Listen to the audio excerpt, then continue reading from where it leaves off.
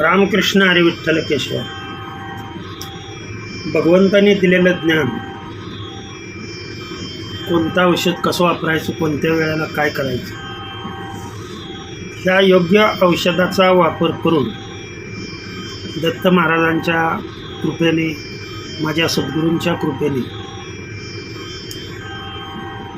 मी आईला केलेलं ट्रीटमेंट आता जवळजवळ हे तिचं दुसरी वेळ आहे. मृत्यूच्या दाढेतून वाचवायची ही दुसरी वेळ आहे. आणि आपल्याकडे आहे ती क्षमता. आपण दुसऱ्या व्यक्ती जर जगू शकत असेल आपल्या तपश्चर्येच्या जोरावर, तुम्हाला सत्य वाटो अथवा असत्य वाटो, परंतु माझे आलेले अनुभव हे मी माझ्या व्हिडिओमधून शेअर करत असतो. यमाचे दूत न्यायला आलेले असताना, लक्षात ठेवा, सत्य घटना आहे, घडून माझ्या मते आणखीन एक आठवडासुद्धा झालेला नाही. गेल्या रविवारी म्हणजे तुकाराम बीजाच्या आदल्या दिवशी घडलेली घटना आहे. आमची आई प्रत्यक्षात काय बोलते ते पहा तुम्ही, तिच्या तोंडूनच पहा. मी सांगण्यापेक्षा तिला प्रत्यक्षात कोण भेटलं, कशा पद्धतीनं झालं ते, आणि आई काय म्हणते आणि त्याचा प्रसाद म्हणून काय मिळालं, की प्रत्यक्षात आईच्या तोंडून, माझ्या आईच्या तोंडून ऐका. खणखणीत झाली आता, नो प्रॉब्लेम, आलं का लक्षात. तिचं गायनसुद्धा तुम्हाला 1-2-3 दिवसामध्ये ऐकवतो, एवढी खणखणीत झाली. आणि भगवंताची सेवा केल्यानंतर भगवंत आपणाला 100 वर्षच काय, परंतु 100 वर्षानंतर मिळालेलं प्रत्येक वर्ष आपल्यासाठी आपण आयुष्यात केलेली भगवंताचं नामस्मरण आणि त्या नामस्मरणातून झालेला आमचा जन्म, म्हणून आम्हाला लागलेली भगवंताची गोडी, आणि त्या गोडीपोटीच आमच्या अंगी असलेली सर्व शक्ती, ते कुठल्याही स्वरूपात असेल, ज्ञानाच्या स्वरूपात असेल, ऐका प्रत्यक्ष तुम्ही पुढे. समंजन्या सीताराम सीताराम सीताराम. आता म्हणजे बीज आहे, बीजाला मला कशाने येत तुकाराम महाराजाची बीज आहे. म्हणतं मी बीजासाठी राहिली बाबा नो, कुठे नेत आहे मला. माझ्या डोसक्यात बघ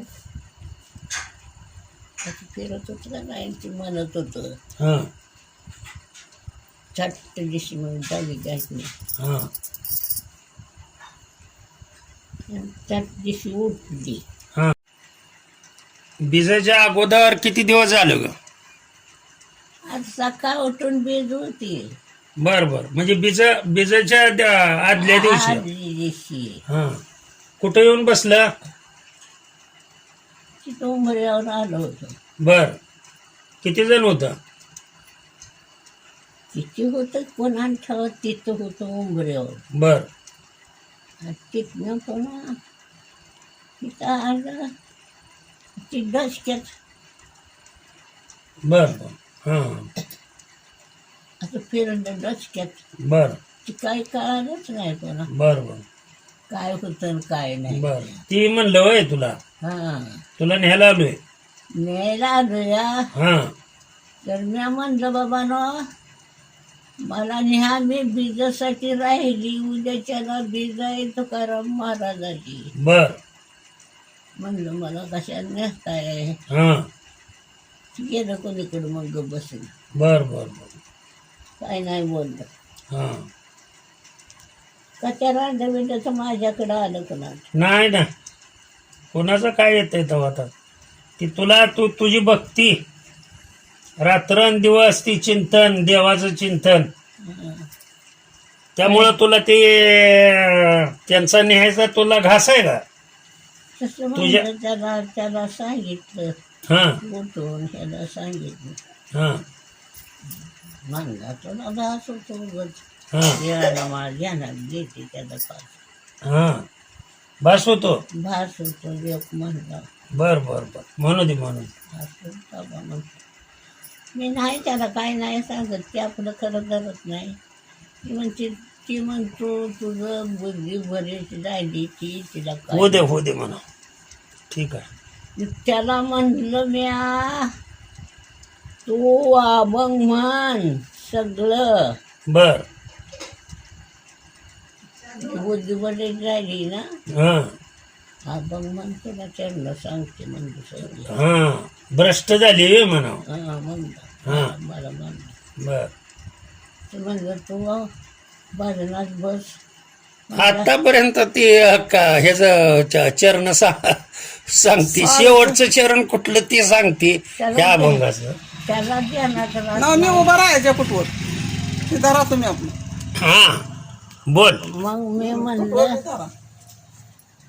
म्हणजे तुला मी चरण सांगते अभंगाची हां आणि मला म्हणतोय की बुद्धी भरती झाली आहे हां तुला तर ध्यानात राहते ते का म्हणलं चरण बर गपच बसला कोणा नाही बोल तुझं बुद्धिमत्ता भगवंताने तुला वेगळी दिली वा की देवाची ताकद आहे बघ. कळलं का? माझा पांडुरंग मला हां तिला मांडी घालाय. कोणाची आशा करत नाही पांडुरंगाची करती हां आपलं त्याच्याशिवाय कोण आहे ग आय कोण नाही आपल्याला हे तो सगळा माई खेळ आहे. हा पांडुरंगाशिवाय कोण नाही देवाशिवाय आपल्याला कोण आहे का? हात हात घ्या माग तिच्या फक्त.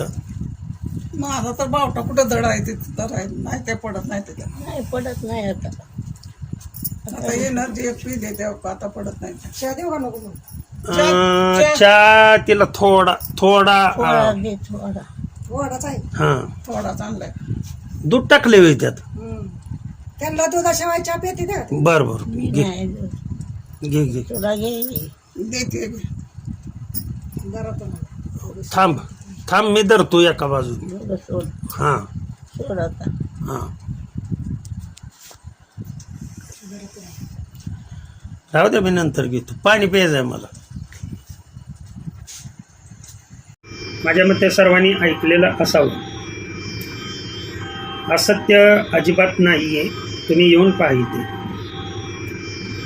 मी जरी क्लासेस घेत असलो गेली 40 वर्ष जरी या क्षेत्रामध्ये असलो तरी आईवडिलांची सेवा हीच ईश्वर सेवा. आईवडील सोडून जर तुम्ही इतर काही करत असाल तर ते झिरो आहे. आजकालच्या मुलांच्या हे लक्षात यायला पाहिजे आहे. ज्या आईवडिलांनी रात्रंदिवस हाडाची काढं करून आपलं रक्त आटवून तुम्हाला शिकवलं त्या आईवडिलांना तुम्ही आश्रमामध्ये ठेवता. जरा थोडंसं मनुष्य म्हणून जर तुम्ही जगत असाल तर थोडासा या गोष्टीचा विचार करावा आणि आपल्या आईवडिलांची सेवा करावी. तरच तुम्ही आयुष्यामध्ये यशस्वी व्हाल. पैसा आजचा उद्या कमवू शकताय. आईवडील हे असे 2 जीव आहेत जे आयुष्यात त्यांची बरोबरी कोणच करू शकत. त्यांनीच दिलेलं ज्ञान तेच माझे गुरु आद्य गुरु म्हणा. सर्व जे काय आहे ते त्यांनी दिलेलं ज्ञान त्यांच्या चरणी अर्पण करतो आणि सेवेला करून देतो. कुंडलिक वरदार विठ्ठल श्री ज्ञानदेव तुकाराम पंढरीनाथ भगवान की जय. अवधूत चिंतन श्री गुरुदेव दत्त श्री स्वामी समर्थ योगीराज हरिहर महाराज की जय. विठ्ठल विठ्ठल विठ्ठल विठ्ठल विठ्ठल.